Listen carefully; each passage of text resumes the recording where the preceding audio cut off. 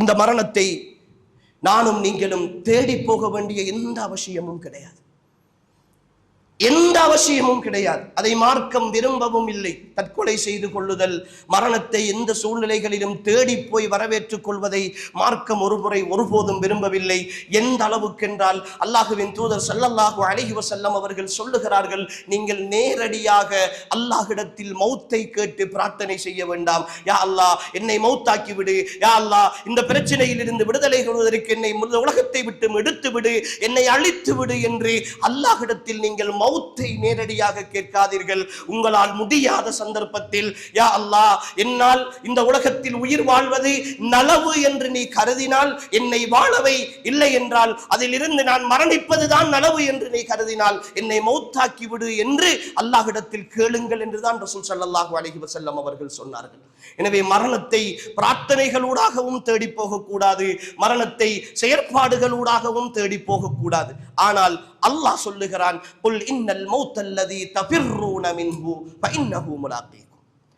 எந்த மரணத்தை விட்டு நீங்கள் எல்லாம் விரண்டோடி கொண்டிருக்கிறீர்களோ, இது வேண்டாம் என்று வெறுத்துக் கொண்டிருக்கிறீர்களோ, என் வாழ்க்கையில் இது ஏற்பட்டால் என் பிள்ளைகளுடைய நிலைமை என்ன, என் கணவனுடைய நிலைமை என்ன, என் வீட்டினுடைய நிலைமை என்ன, என்னுடைய குடும்பத்தினுடைய சூழல் என்ன, என்னுடைய நிதி முகாமைத்துவத்தினுடைய நிலைமை என்ன, என்னுடைய தொழிலுடைய நிலைமை என்ன, இவையெல்லாம் அப்படியே இருக்கிற பொழுது கற்பனையே பண்ணி பார்க்க முடியாத நிலையில் என் மரணம் வந்துவிட்டால், அன்புக்குரியவர்களே, வந்துவிடக் கூடாது என்று நாம் வெறுத்துக் கொண்டிருக்கிற இந்த மரணம் நிச்சயமாக அது உங்களை வந்து சந்திக்கும் என்று அல்லாஹ் சொல்லுகிறார். நிச்சயமாக அது உங்களை வந்து சந்திக்கும் என்று அல்லாஹ் சொல்லுகிறார்.